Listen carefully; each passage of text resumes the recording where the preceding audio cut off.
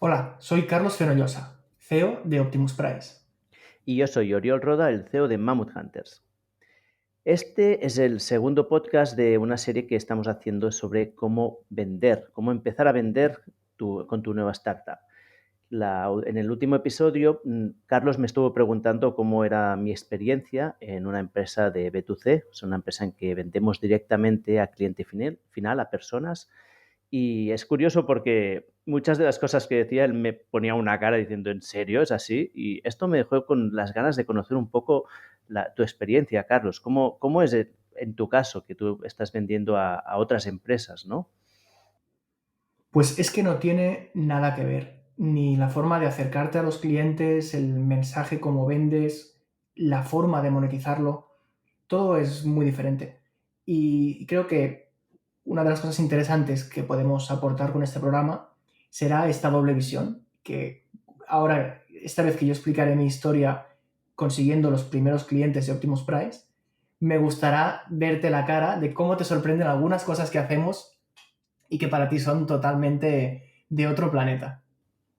Pues a ver, cuéntame, ¿cómo fue tu primera venta? ¿Cómo fue el primer cliente? Pues voy a usar la palabra igual cliente, usuario un poco intercambiable, pero al principio lo que tenéis que saber es que los primeros clientes no pagaron. O sea, cuando uno empieza en un B2B, es muy difícil que una empresa, especialmente un B2B de un ticket alto, o sea, Optimus Price es una herramienta, eh, no es cara, pero digamos que el precio que se paga es un precio relativamente elevado en comparación quizá con otras herramientas. Evidentemente lo podemos hacer porque el valor que aporta lo justifica, ¿no? Pero al principio pues es difícil que de la nada alguien se rasque el bolsillo y te pague este ticket. Así que, hecha la aclaración inicial de que luego os pasaré a comentar el momento de pago en que los usuarios empiezan a pagar, vamos a ver cómo se capta al menos la atención de un potencial cliente. Y la historia, la verdad es que es muy peculiar. Empieza que estaba hablando con un buen amigo, prácticamente un familiar, y me dijo, oh, pues Carlos, tú que te dedicas a esto de hacer data science, tengo un conocido que tiene una tienda de informática y necesita ayuda con los ordenadores. Todo el que es informático sabe que una frase que empieza así solo puede acabar de una manera, que es intentando que le arregles el Windows. Pero esta vez él me prometió y me perjuró que era realmente una cuestión de análisis de datos y que no tenía nada que ver con hacer soporte técnico de Windows. He de reconocer que estaba un poco escéptico, pero bueno, cogí el coche y me fui para allá.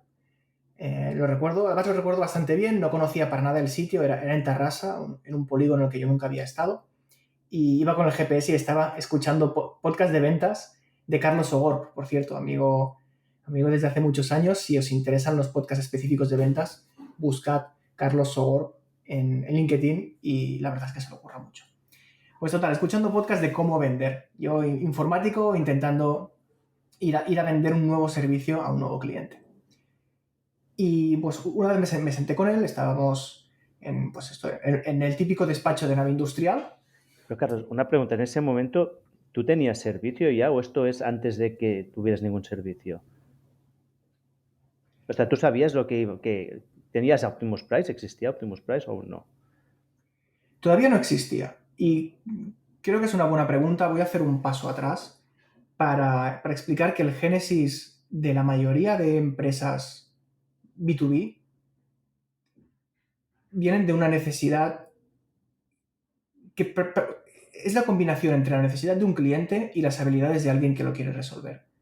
Prácticamente todas empiezan como una consultoría, que es como empezó Optimus Price. Yo en aquel momento estaba haciendo proyectos de análisis de datos y por eso esta persona se interesó para que le pudiera ayudar. Pero Optimus Price no existía. De hecho, Optimus Price cogió forma después de hacer unos cuantos pilotos con unos cuantos clientes. Que, repito, no pagaron, pero validaron que esto tenía un cierto interés. Claro, es diferente de un B2C, el que un B2C típicamente intenta resolver una necesidad que tienes tú. Es lo que llaman los ingleses scratching your own itch, ¿no? Rascarte algo te pica y te lo rascas. Cuando eres una empresa, no, tú tienes una habilidad porque quizá conoces el mercado o vienes del sector y alguien te pide que le ayudes. Entonces, tú estás haciendo análisis de datos y te piden arreglar un Windows, o al menos eso crees tú. Eso creía yo. Yo creía que me iban a pedir arreglar un Windows. Pero cuando me metí en aquella nave industrial con el almacén, con todas las cajas y subimos al despacho, pues este señor me dijo, no, Carlos, yo necesito que me ayudes a organizar un poco las ventas y el stock, porque tengo un e-commerce, es un, es un descontrol la forma de vender y me gustaría que me ayudaras a hacer una previsión de ventas y en función de esta previsión de ventas, qué estrategia de precio puedo aplicar. Así que le di unas cuantas vueltas con el que era mi socio en ese momento, con Ramón, y preparamos un piloto en Excel. O sea, el piloto, el primer MVP de Optimus Price no era ni código, era una hoja de Excel en la que hacíamos un análisis de históricos de ventas y además esto me acuerdo hasta de las cifras. A este tipo le dijimos, mira, la semana que viene, que es Black Friday, vamos a hacerte una previsión a ciegas. Y creemos que de todos los ordenadores que tienes, accesorios y demás, vas a vender 1.110 unidades. ¿Y tú tenías experiencia en pricing, en stocking, en alguna cosa así antes o no? En pricing no, pero en forecasting sí. En forecasting, sí. Sí, yo había trabajado mucho con series numéricas de datos y tenía experiencia haciendo forecasting. No conocía el mundo del pricing en ese momento. Forecasting quiere decir predicción. Pero sí, predicciones de la bola de cristal, ¿no? Como a este señor que le dijimos, vas a vender 1.110 unidades durante los próximos 10 días. Que es muy arriesgado, ¿no? Dar un número tan así exacto. Era arriesgado, pero a la vez, si no lo hubiéramos hecho, tampoco hubiéramos validado el modelo. O sea, teníamos que validar que había un valor en dar este dato y aunque nos equivocáramos, nos podíamos haber equivocado, ¿no? Recuerdo además que el señor contestó el correo y nos dijo, uy, son pocas. Y le dijimos, bueno, es que hemos visto que la tendencia de los últimos años de Black Friday es un poco a la baja, ¿no? Y dijo, sí, pero este año voy a hacer algo diferente y tal. Y dijimos, bueno, oye, 1.110. Vamos a esperar 10 días y a ver cuál es la cifra. Y pasan los 10 días. ¿Y qué pasó? Y le decimos al tipo, oye, ¿cuántas unidades has vendido? Y nos dijo 1.058. Wow. O sea, un 5% de, ¿no? Sí, 95% de acierto, 5% de error. Muy bien. Y dijo, vale, dijo, esto, no, el hombre se quedó súper sorprendido, ¿no? Y dijo, esto es espectacular porque la cifra es buena, pero es que además habéis detectado esa tendencia que hay a la baja. Esto me ayuda porque sé que con una tendencia a la baja, lo que tengo que hacer es bajar el precio de mis productos, porque estoy vendiendo peor. Pero luego nos hizo la siguiente pregunta, que aquí es donde está realmente el origen de Optimus Price. Nos dijo, este dato está muy bien en agregado, pero necesito que me lo digas producto a producto, porque yo los precios los puedo subir o bajar en general, pero trabajo típicamente por SKU. SKU es por referencia, por producto diferente. No los trabajo por total. Entonces a mí me gustaría tener un nivel de resolución más alto. Y cuando repetimos el análisis trabajando producto por producto, nos dimos cuenta de que no tenía suficientes datos como para poder hacer un buen análisis. Y le dijimos, mira, lo sentimos, pero no te podemos ayudar si tú lo que quieres es fijar el precio producto por producto. Pero bueno, esta persona se portó muy bien y nos presentó a otro amigo que tenía otra tienda de informática más grande. Y una pregunta, ¿cobrasteis por este trabajo? No, No no cobramos. cobrasteis. Hicisteis esto pro bono, sin... Totalmente gratis, sí. A cambio de pues, un contacto, una referencia, un caso de éxito. Sí. ¿En retrospectiva crees que tendrías que haber cobrado? Creo que no. Creo que no. Si lo hubiéramos intentado cobrar, no hubiera aceptado pagar. O sea, tienes que tener un track record para que alguien te pague, no sé, esto, si ahora lo hiciéramos, por ejemplo, esto podría costarle entre 3.000 y 5.000 euros. Él no lo iba a pagar ni de coña, 3.000 o 5.000 euros.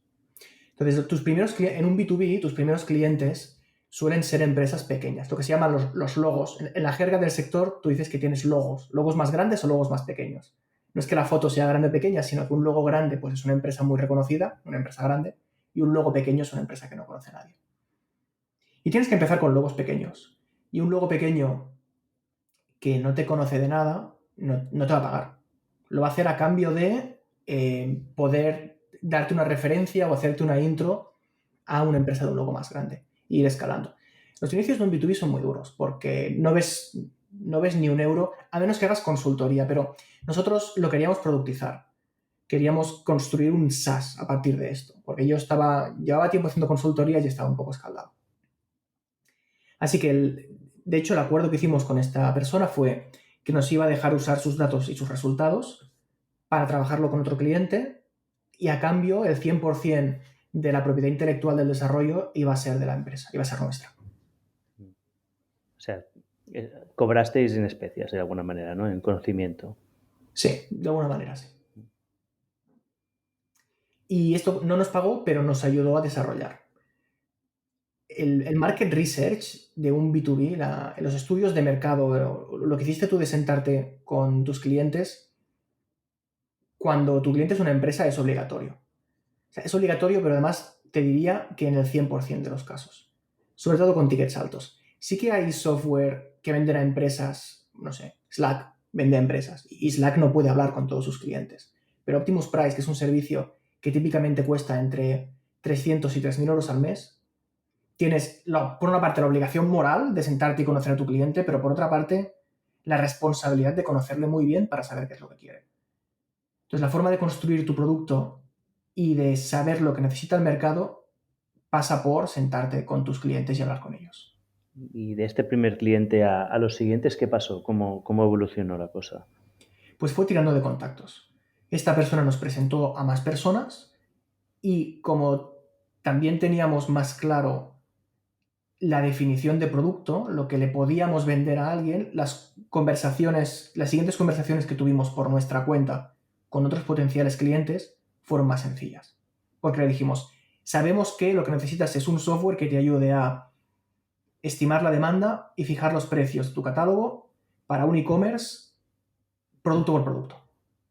Y dijo, sí. Entonces, cuando vas con un mensaje más perfilado, te dicen, sí, te escucho. ¿No? Continúa. ¿Qué más me ofreces?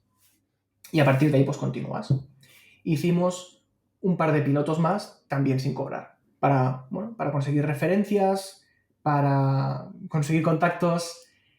Y, bueno, los contactos al final en el sector son muy importantes porque te llega mucho contacto de boca a oreja, igual que en un B2C. Pero en un B2C, el valor de un contacto de boca a oreja te provoca efecto red, te provoca que vayas, ¿no? que vayas ampliando tu base de usuarios.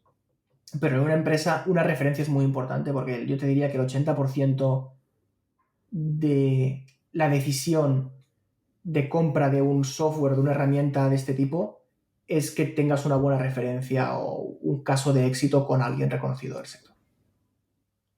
Esto es interesante porque claro, es muy diferente a la historia que te contaba yo la semana pasada, ¿no? Del B2C, que al final la captación de leads muchas veces la automatizas, ¿no? Aquí es al revés, parece ser que es casi un arte o es la relación personal, ¿no? La que vas creando. Y esto, ¿hasta qué punto lo puedes seguir haciendo así? ¿Y en qué momento dices, no, ya no puedo seguir o sea, si sigo con este ritmo no será suficiente? Tienes que buscar otros métodos de encontrar clientes. Sí, llega un punto en que tienes que plantarte y decir, he hecho esto ya tantas veces que hay que empezar a cobrar. Sé que esto tiene valor, es muy importante también medir el valor si puedes. Claro, en el caso de Optimus, como nosotros ofrecemos un software que ayuda a vender más a la tienda, pues podemos medir cuánto de más vendes. Y con estos datos, pues te vas a los otros y le dices, mira, vas a ganar un 10% más, vas a ahorrar un 30% en esto, vas a mejorar tu tráfico en un X%. Y de esta forma se va haciendo la bola más grande. Es un proceso donde no hay un punto de inflexión claro, pero bueno, te vas dando cuenta por el ambiente, vas recibiendo inputs y dices, aparte, el próximo ya hay que cobrarlo. Entonces, hacer que paguen tiene un componente muy importante, más allá de que si no te pagan no tienes modelo de negocio, ¿no? Que es que la gente cuando te paga te empieza a dar un feedback mucho más honesto que si no te paga. ¿Y cuál fue el cliente que te pagó, digamos, después de 2 o 3 casos de estudio que supongo que todos fueron casi todos igual siguiendo los Excels. En un momento determinado creasteis producto y empezasteis pues a hacer pitch de ventas, ¿no? ¿En qué momento empezasteis a cobrar? ¿En qué momento dijisteis, vale, ya está, ya he tenido suficiente feedback, ya tengo los testimonials que necesito y empiezo a cobrar? ¿Cómo supiste cuál era este momento? No diré nombres porque no quiero que se enfade nadie, pero la realidad es que durante el proceso de venta y de cierre tienes que ir tanteando al cliente para ver cómo de maduro está. Entonces detectamos un cliente que era muy pionero en el uso de herramientas de este tipo y que accedió a pagar. Evidentemente este cliente no sabía que era el primero que pagaba, ¿no? Se hubiera sentido un poco mal quizá, pero desde nuestro punto de vista tampoco haces nada mal, porque el hecho de que ellos sean los primeros que paguen eh, significa que los que ha habido antes han desarrollado producto por ellos. O sea, ofrecen una cosa a cambio, ¿no? Pero, es decir, no todo es el dinero, hay otras condiciones que también te ayudan.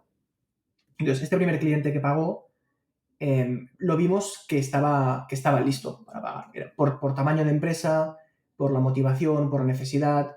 Los anteriores, ya antes de este cliente, había habido un par que intentamos al máximo que nos pagaran, pero bueno, eh, la gente se aprovecha de ti, o sea, el mundo es así. Entonces tienes que intentar conseguir todos los intangibles posibles, que muchas veces te vale más un intangible que el dinero, y en un B2B es así, o te vale más una referencia, o que te dejen poner su foto y una cita suya en tu web. A veces vale más que el dinero, pero llega un punto, de nuevo, con tickets de cercanos a 1.000 euros al mes, en que hay que empezar a cobrar. Así que bueno, pues este cliente empezó a pagar, se desarrolla una relación también diferente, porque el nivel de exigencia pues, es diferente cuando alguien paga, y a la vez de aprendizaje. Entonces, con, a la que un primer cliente empieza a pagar, y a todo el resto pagan. Con casos muy puntuales, que creo que es un punto interesante a comentar después. O sea, aún a día de hoy, muy de vez en cuando, hacemos algún piloto o algún proof of concept gratuito, pero por razones estratégicas más que comerciales. Vale, y con tu experiencia, digamos que si pudieras dar algún consejo a alguien que empieza en este campo, ¿qué indicadores, así me ocurre a mí, ¿eh? Yo te digo, Carlos, quiero empezar una empresa B2B, ¿cuántos, ¿cuántos casos de estudio necesito? ¿En qué momento digo ya? Evidentemente, supongo que una respuesta es cuando necesito el dinero, ¿no? Cuando ya no puedo seguir sin cobrar. ¿Pero hay algún indicador que te permita identificar el momento en que puedes empezar a cobrar, tanto porque tú ya estás maduro, y también cuáles serían las señales para saber que un cliente ya está dispuesto a pagar? ¿Hay algún específico, concretas? ¿Existen o es más una intuición que tienes que desarrollar? A ver, la intuición es muy importante. Sí que es cierto que hay unas ciertas cifras que se suelen cumplir. O sea, los primeros 3 clientes muy difícilmente te van a pagar. Y si te pagan, hay que ir con cuidado. De nuevo, nosotros teníamos claro que queríamos hacer una startup de producto, con lo cual mantener la propiedad intelectual era muy importante. Si un cliente te paga y es el primero y desarrollas algo para ellos, es probable que además del propio resultado, quieran también la propiedad intelectual del servicio. Y esto lo queríamos evitar a toda costa. Así que, pero bueno, en términos generales, los primeros 3 4 clientes difícilmente van a pagar. Entre el 4 y el 7 o el 8, bueno, hay una zona gris en la que hay que empezar a ver indicadores, y claramente a partir del 8 9 del 10.º cliente hay que empezar a cobrar. Si a partir del 10.º cliente no puedes empezar a cobrar, quizás que lo que estás vendiendo no tiene valor y la gente acepta usarlo gratis, pero no pagando. Entonces, estos indicadores se hacen durante el proceso de venta, que la venta en un B2B es lo que se llama muy high touch. O sea, hay muchísima involucración humana, en tiempo, en equipo comercial. O sea, he tenido, para cerrar algunos negocios, pues igual he tenido que hacer 4 o 5 reuniones, muchas de ellas presenciales, con equipos del cliente, primero pues con el director comercial, después con alguien del equipo técnico, después con alguien de legal. es muy, muy fácil que el coste de una venta se te vaya a los 2.000 euros más el tiempo del cliente. O sea, al propio cliente realizar una compra de un servicio así le puede costar entre 2.000 y 5.000 euros. Especialmente en España, donde se valora poco el tiempo y mucho el dinero. En otros países son más rápidos en tomar la decisión, pero aquí siempre tiene que pasar todo por un comité, comentarlo con los socios. O sea, hasta el momento del cierre hay un pozo sin fondo donde se va el dinero en reuniones y en venta, pero es parte del juego. Es decir, no, realmente no lo digo con ninguna connotación negativa. Hay que tenerlo en cuenta, que los costes de adquisición en un B2B son muy altos. De nuevo, separemos lo que puede ser un Slack o vender el Office. Microsoft Office no te llama un comercial de Microsoft para vendértelo, ¿no? Lo compras tú. Pero con software de este tipo sí. O sea, no sé si es un dato que puedes compartir, pero ¿cuánto tiempo tardáis vosotros a hacer una venta al principio y cuánto tardas ahora? Porque supongo que esto también debe ser una de las cosas que es importante optimizar, ¿no? O es simplemente hay un ciclo de venta que es el que es y tienes que vivir con él. Mira, depende mucho porque incluso dentro del mundo B2B hay, diría que tres grandes categorías. Hay una categoría, y me vuelvo al ejemplo de Slack porque creo que está muy bien, ¿no? Slack además es una mezcla. Ellos ganan dinero sobre todo vendiendo empresas, pero muchos particulares tienen Slack. Y algunos quizás hasta pagan por Slack. Pero no deja de ser un negocio B2B. Entonces, tickets muy bajos, tickets de, no sé, entre 5 y 20 euros al mes, aunque seas un B2B, el comportamiento debe de ser como un B2C, como todo lo que nos explicaste en el programa anterior. No puede costarte 2.000 euros captar un cliente que te va a pagar 200 euros al año. Así que la estructura de la empresa es muy, muy parecida a un B2C. Después tenemos una zona entre medio, que son los tickets de entre, no sé, 3.000 y 50.000 euros al año, donde aquí, claro, si un cliente te paga 3.000, pues no puede costarte 3.000 captarlo, pero si un cliente te paga 50.000, sí puede costarte 3.000 pagarlo. Afortunadamente, las expectativas del propio cliente también van alineadas con esto. O sea, si un cliente te dice que va a usar tu servicio y que está dispuesto a, bueno, pues por ejemplo, te contrata el servicio más barato de todos los que tienes, te va a pagar 300 euros al mes. Este cliente sabe que no te puede exigir según qué.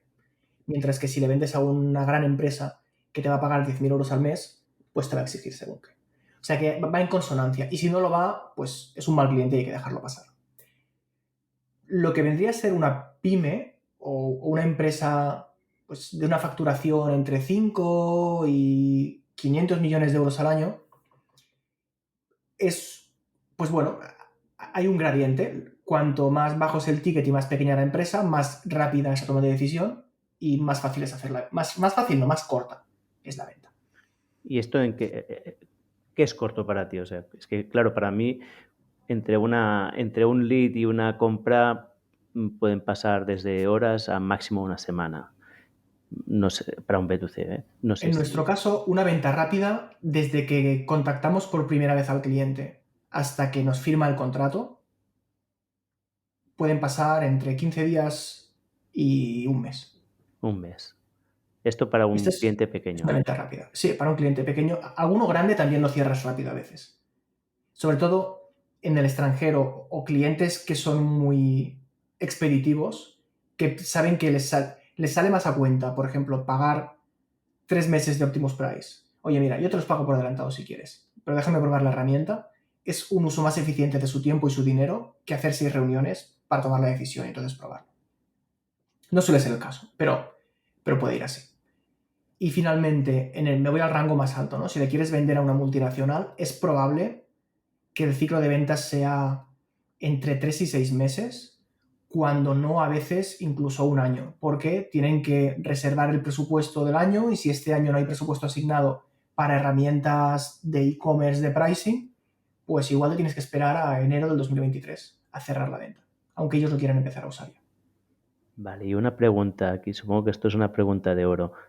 ¿Cómo sabes a qué cliente tienes que enfocarte? Porque entiendo, un poco entiendo que Un cliente pequeño será venta más rápida, pero tickets pequeños, evidentemente el rendimiento económico será bajo y a lo mejor al final, una vez tengan instalada la herramienta, el o sea, el coste que tiene para ti uno pequeño o uno grande, o sea, escala mucho más uno grande, ¿no? Supongo, pero uno grande tienes que dedicar mucho tiempo. ¿En qué momento o qué tipo de cliente tienes que enfocarte? ¿Puedes hacerlos todos? Tienes que centrarte en uno. ¿Cómo sabes en qué tipo de cliente? ¿Cómo construyes, ¿no? Tu buyer persona, sabiendo a qué grupo tienes que enfocarte? La respuesta de manual es que tienes que escoger entre cliente pequeño o cliente mediano y grande. El concepto a buscar, si os interesa el tema para googlear, es Enterprise Sales. Enterprise Sales es cómo vender una empresa grande, cómo pasar por todos estos ciclos, cómo negociar contratos. Tiene toda una parte burocrática que no tiene nada que ver con un B2C, en que marcas una casilla, pones la tarjeta de crédito y ya estás dado de alta.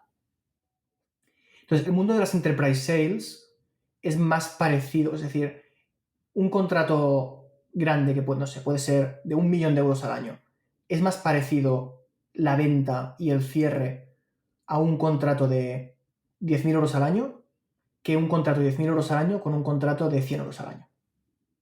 Pese a que la diferencia en volumen es superior entre los 10.000 y el millón, que no entre los 100 y los 10.000. Sí.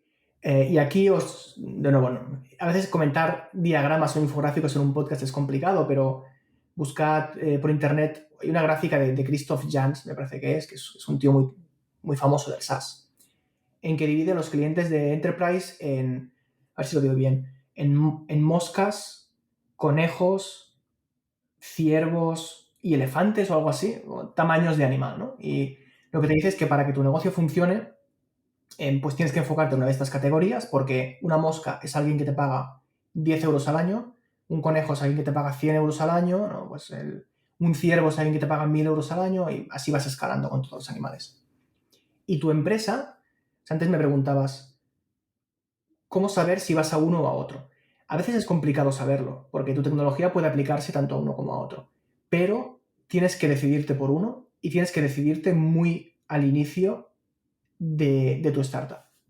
No puedes esperar, porque el tipo de cliente al que vas da forma a cómo es tu empresa.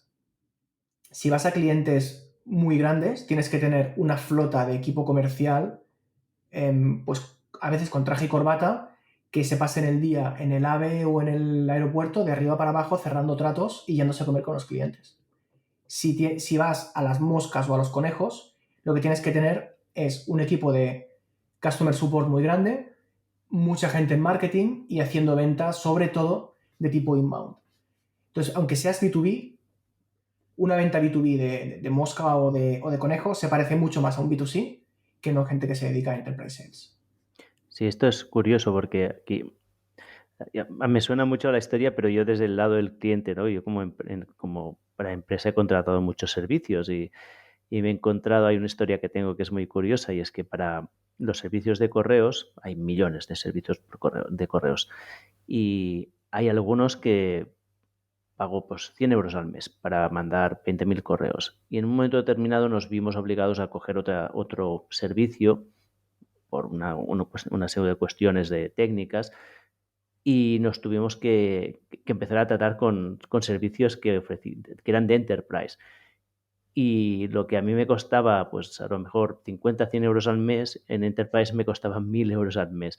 Y cuando empecé a hablar con la gente, los representantes de ventas, lo que me ofrecían era prácticamente lo mismo. Y esto me alucinaba diciendo, pero ¿por qué me estás cobrando 20 veces más si es prácticamente lo mismo? Y yo supongo que es esto, ¿no? Que simplemente es el enfoque comercial. Ya no es tanto una cuestión de producto, que es simplemente el enfoque comercial que tienes, ¿no?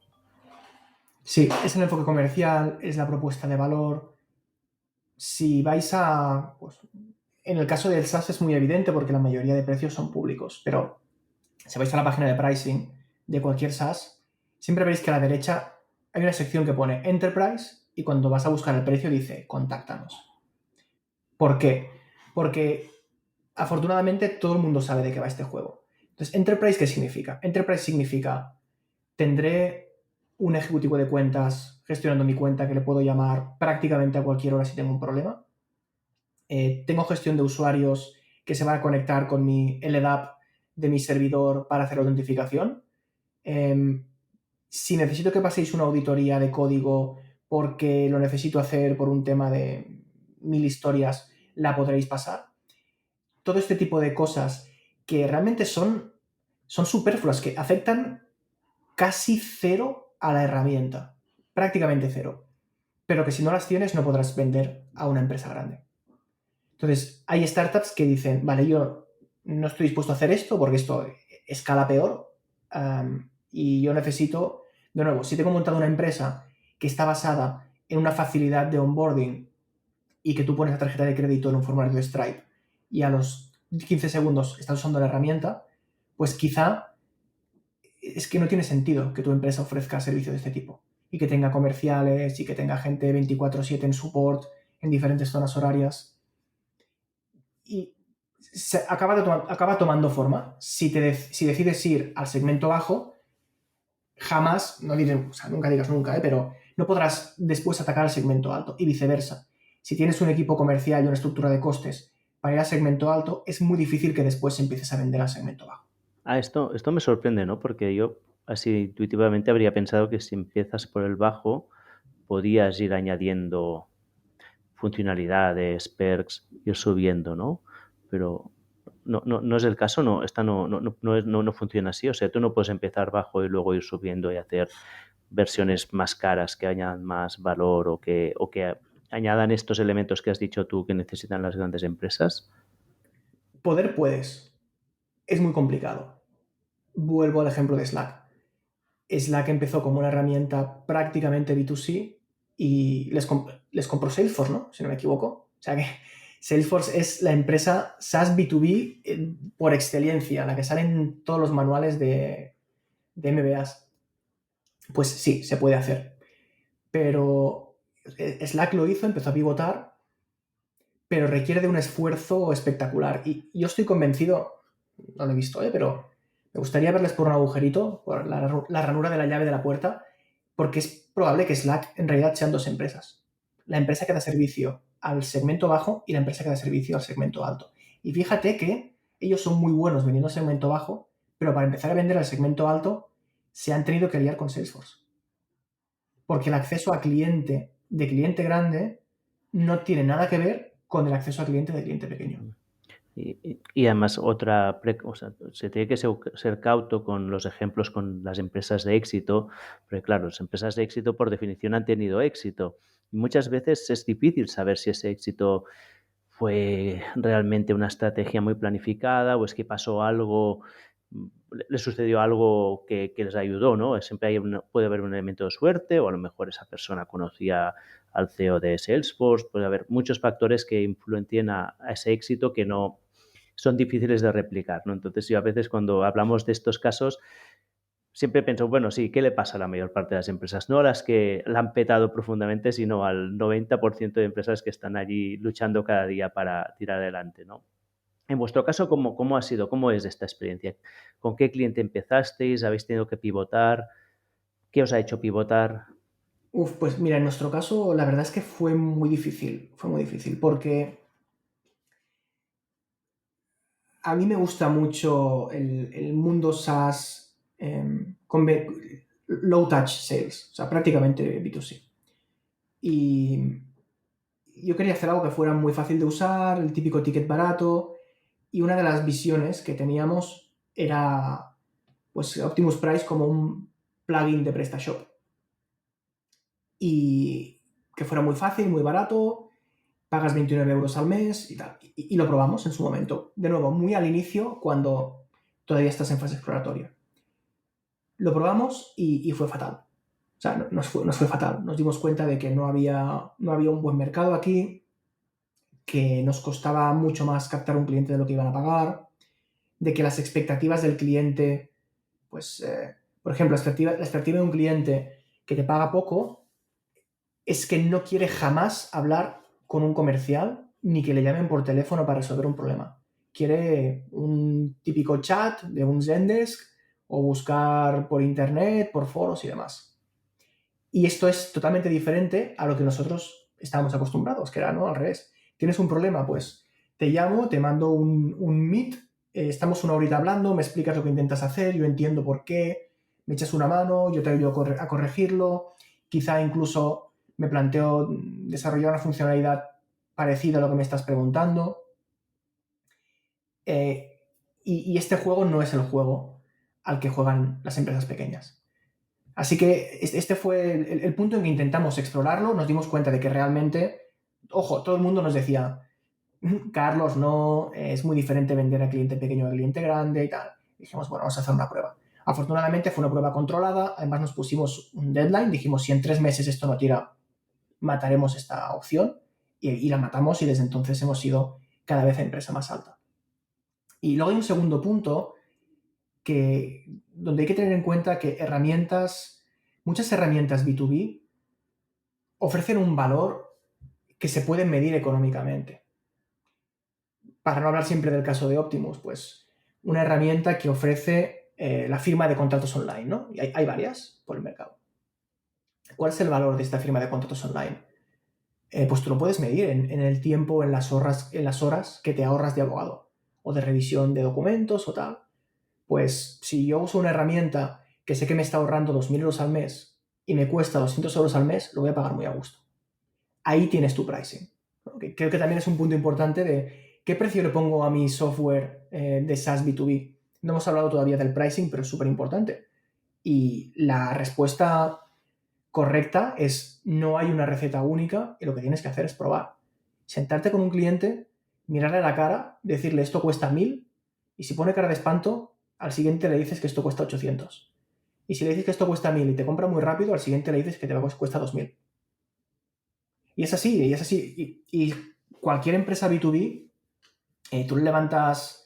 Pues afortunadamente, los clientes no hablan entre ellos, pero si clientes hablan entre ellos de cualquier empresa B2B, se darían cuenta de que por exactamente lo mismo hay uno que puede estar pagando fácilmente el doble que otro. Sencillamente porque con una empresa B2B tu objetivo es capturar el máximo excedente y el máximo valor que le ofreces a la empresa. Y tu mismo servicio a una empresa le puede estar ahorrando 3 o 4 horas al día de una persona, y a otra le puede estar ahorrando pues tener que fichar a un equipo de data entero por el uso que le dan. Entonces el mundo de la empresa es súper, súper particular porque el uso que le dan y el valor percibido varía espectacularmente. Y por eso en Enterprise Sales, cuando vas a la web y miras cuánto cuesta, hay un botoncito que te dice contáctanos. Porque no puede ser de otra manera. Claro. Y de hecho, aquí has tocado un punto que cuando lo has dicho al principio, creo, me he apuntado, esto lo tenemos que comentar, que es que en el caso de las ventas B2B entiendo que el pitch principal, ¿no? El elemento de venta principal es o que ganaran más dinero o que se ahorraran dinero, tiempo, ¿no? Esto son, en el caso del B2C, esto no es así. Muchas veces las ventas en B2C son mucho más, son esencialmente emocionales muchas veces. Y entiendo que para saber qué precio vas a ponerle tienes que saber cuánto se ahorrará o cuánto de más ganará, ¿no?, la empresa. Y esto supongo que la única manera de saberlo es hablando con ellos. Y midiendo, y para medir has tenido que hacer primero unos pilotos con gente que no te ha pagado, a cambio de que después pues permitas usar su nombre y decir, oye, si te pido una referencia, ¿tú le podrás decir a tal otro cliente que yo te he ahorrado 200 euros al mes? Sí, de acuerdo. Pues esto me vale, esto lo que me vale es conseguir una venta futura. Y otra pregunta que se me ocurre es, cuando vas a buscar una empresa a vender, claro, una empresa, hablamos de empresa, pero las empresas son personas. ¿Con quién hablas? ¿Quién es la persona cómo sabes con quién tienes que contactar y cómo te saltas las barreras que puede haber entre el primer contacto de esa persona? Hay que tener claro prácticamente desde el principio quién es tu buyer persona, quién es tu perfil de comprador. Si no tienes red de contactos en el sector o no conoces bien quién te compra, igual es indicativo de que no estás en el sector correcto. Así que, o sea, es normal tener dudas al principio, pero si estas dudas se prolongan mucho durante la fase inicial de la startup, hay que replantearse si estás en el sector correcto. O sea, debes de conocer bien a quién le vas a vender.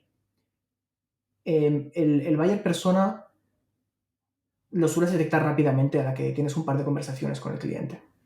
Por ejemplo, en nuestro caso hay un perfil que es el pricing manager, que es la persona que pone los precios en el e-commerce. Pues nosotros hablamos típicamente con el pricing manager. Si la empresa es muy pequeña, pues a veces con el director comercial, pero tienes siempre tienes un par de perfiles típicos. Cuando vendes a un enterprise, aparte de la persona que te compra, la persona que va a percibir el valor, tienes en la mesa a todo un conjunto de actores, lo que se llaman stakeholders, a los cuales también debes de convencer.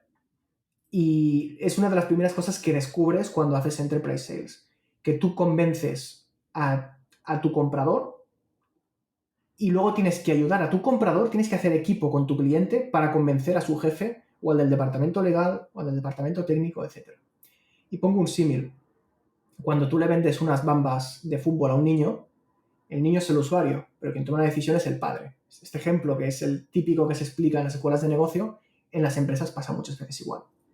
Tú puedes enamorar a un potencial cliente y le gusta y sales de la reunión pensando esto ya está hecho y casi que te vas de mariscada y después te envía un correo al cabo de 2 semanas y te dice no es prioritario ahora mismo. Y tú piensas, ¿cómo es posible? Pues ¿cómo es posible? Porque esta persona no ha conseguido convencer a su jefe o al director financiero para que apruebe el gasto o lo que sea. Sí, y hasta puede ir un paso más allá, porque esto yo me lo he encontrado, de identificar una herramienta que yo creo que puede ir muy bien y luego hablar con el desarrollador o con la persona de marketing y que ellos me miren y me digan, sí, sí, sí, muy bien, y nunca la usen. O sea que no solo tienes que convencer a los de arriba, también a los que lo van a usar, que muchas veces no es la persona que lo compra. Y a los que yo llamo los linieres. No sé, me imagino que habrá algún nombre más correcto, pero creo que linier está muy bien, ¿no? Que es la persona cuyo único trabajo es parar el fuera de juego cuando hay una falta. Esos suelen ser el departamento legal y el departamento técnico. El departamento legal, pues porque en una empresa grande se lo miran todo con lupa, pues porque tienen que cumplir con la ley, evidentemente. Y el departamento técnico porque suelen ser los encargados de implementar los proyectos nuevos. Para ellos, su incentivo está en bloquear dicho proyecto. Porque si el proyecto les entra, ellos tienen más trabajo y van a cobrar lo mismo. Entonces, al departamento técnico no le interesa. El departamento legal es más neutro, se lo leen y si está ok, y si no, no. Pero el departamento técnico, por defecto, ellos es un no. Y hay que convencerles de que es un sí. Entonces, evidentemente, tampoco es que los ponga con cuernos y rabo, ¿vale? No son el demonio. Pero sí que es verdad que hay que ponérselo muy fácil. Entonces, cuando tu producto se vende a una empresa, parte del argumento de venta y una de las diapositivas que tenemos en nuestro PowerPoint es cómo de fácil es hacer la integración. Para que al menos tener de cara al departamento técnico. Pero evidentemente, o sea, el departamento técnico nunca va a decir, venga, sí, lo compramos porque es fácil de integrar. No, esto lo va a hacer el director comercial, que es el que se pone la medalla si esto funciona, que tiene el beneficio. Pero luego igual hay que convencer al CEO de que esto es una buena idea para que el CEO vaya al CTO y le diga, esto es prioritario. Y el CTO, no, porque tenemos muchos proyectos y ahora no tengo tiempo y tal. Me da igual, esto es prioritario y se hace antes que otro proyecto. Entonces hay que navegar por la jerarquía de la empresa para conseguir desbloquear una venta muchas veces. Y esto de nuevo, es parte del juego. A nadie le gusta, ¿eh? O sea, pero es el juego al que juegas.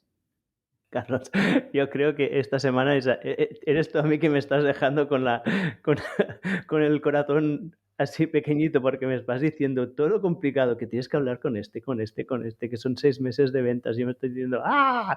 Por favor. Ostras, me parece súper complicado esto de hacer una venta B2B. ¿Cómo lo has aprendido tú? ¿Qué recursos has usado? ¿Tienes alguna recomendación para gente que esté empezando? Sí, prueba y error.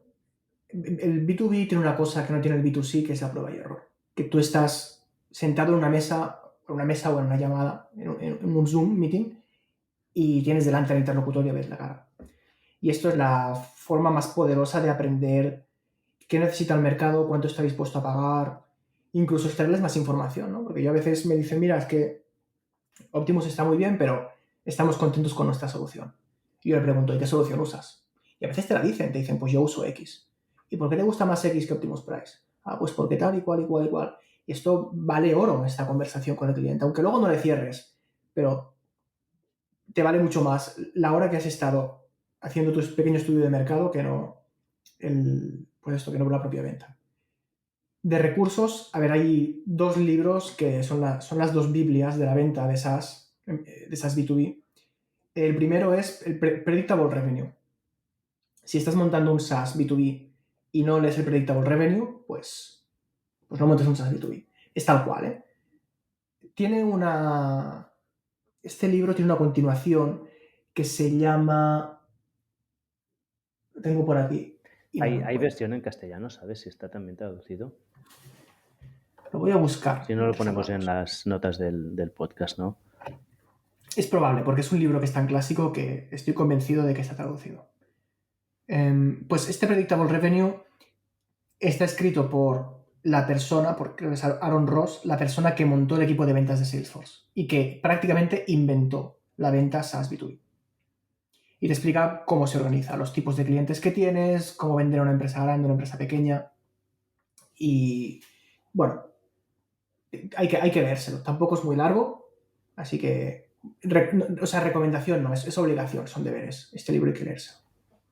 Y después, para lo que es la táctica de la venta, el estar sentado delante de un cliente en una mesa, a mí me fue muy bien uno que se llama The Challenger Sale.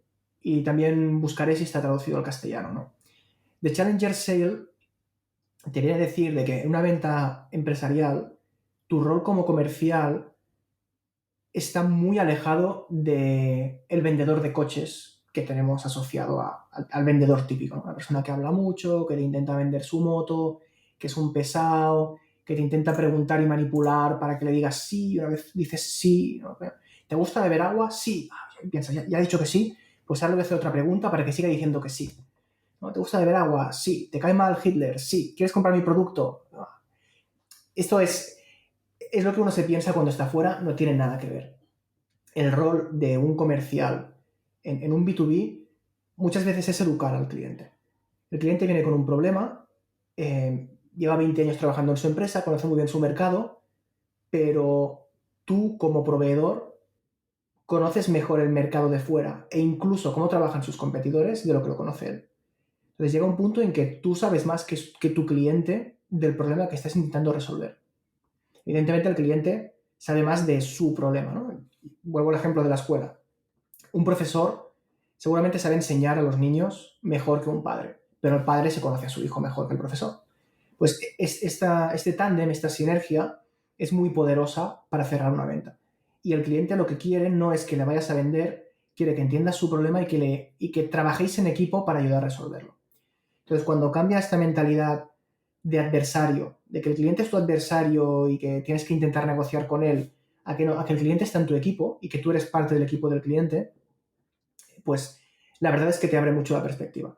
Así que el Challenger Sale es el típico libro americano que te intenta resumir como en 7 partes diferentes el proceso de venta y cómo tienes que descubrir la necesidad. Bueno, el cliente viene con una necesidad, pero tienes que descubrirle cómo es la necesidad real, entender su caso y explicarle cómo funciona el resto del mundo y llevarle por un trayecto hasta que al final o bien le ayudas a cerrar, es decir, o le ayudas a cerrar o el cliente a veces se da cuenta de que no está preparado para tu solución. Y esto nos ha pasado con Optimus. Hay clientes pequeños que quieren usar unos modelos de IA para aplicar pricing, pero su empresa no está preparada. Entonces te quedas este contacto, te lo quedas haciendo nurturing, o sea, como mantienes el contacto de vez en cuando y quizá pasan 2 años y te llama y te dice, oye, ahora sí. Y esa venta se ha hecho, bueno, no se ha hecho sola porque le dedicaste un tiempo, pero te viene de sopetón y es bueno, pues se agradece. Este sí que es un cliente que podemos cerrar en una semana. Un cliente que te conoce de antes y te dice, oye, ¿todavía haces lo mismo? Sí, pues ahora me interesa. Hablas, le confirmas que le puedes ayudar y ya está. Porque ya te conoce, ya ha sido de la mano. Vuelvo al concepto que has dicho antes, Uriol, de que tú le vendes a una empresa, pero le vendes a una persona. Entonces, la relación de la persona, ellos también compran a personas. Bueno, todos compramos a personas. Vamos a la tienda de la esquina porque nos cae bien el dependiente, ¿no? Pues con una venta de software también es lo mismo. Así que Challenger Sale, un muy buen libro para aprender cómo se hace una buena venta moderna que no tiene nada que ver con los vendedores de motos. Sí, yo creo que aquí has tocado un punto que en realidad es común tanto en tu experiencia como en la mía, que es que las ventas son fruto de una relación y de una confianza. Y la manera como la consigues es diferente, ¿no? En tu caso es con el contacto personal. En mi caso es más con una relación que no es personal, que puede ser a través de correos o de otro tipo de mensajes, pero al final llegamos al mismo sitio, que es cuando se crea una relación y hay una confianza, esto puede desarrollar una venta. Y de hecho me acuerdo que hace unos días hablaba con la madre de una niña que va a la clase de mi hijo mayor, que ella es vendedora y le estaba preguntando, y ella vende neveras y, bueno, electrodomésticos de alta gama. Y en un momento determinado me dijo, no, si es que mis clientes son mis amigos, si los conocemos desde hace años y nos llamamos. Y me quedé pensando, sí, claro, en realidad esa visión de la venta agresiva del vendedor de enciclopedias o del vendedor de coches que muchas veces tenemos en la cabeza, no, realmente no es así. En la mayor parte de los casos las ventas son fruto de relaciones humanas. Y entra también en juego el factor de la repetición o no. Si tienes un SaaS que es venta recurrente, si cierras una venta con engaños, se van a dar de baja al mes siguiente. O sea, no tiene sentido por definición. Con la venta de un coche, pues bueno, como la gente se cambia el coche cada 10 años, una vez que ya le has colado el coche, pues si dentro de 10 años no vuelve y en vez de comprarse un Ford, pues se compra un SEAT, al vendedor le da igual. Claro, si tú vendes neveras y tienes una tienda de electrodomésticos, pues ahí vas y te compras la nevera y te compras el lavavajillas y te compras la tele y cuando tienes un problema vas a la tienda. Y antes de hablar con el SAT, con el Servicio de Atención Técnica, hablas con el dependiente de nuevo. Entonces, claro, si le has metido la cara o le has colado un churro, pues te lo van a echar en cara. Bueno, en este caso esa chica era una B2B, porque lo que vendía ella vendía del productor a la tienda. Entonces, claro, sí que la relación allí es evidente, ¿no? Porque esa tienda va a ir comprando constantemente nuevos electrodomésticos para luego vender al cliente final.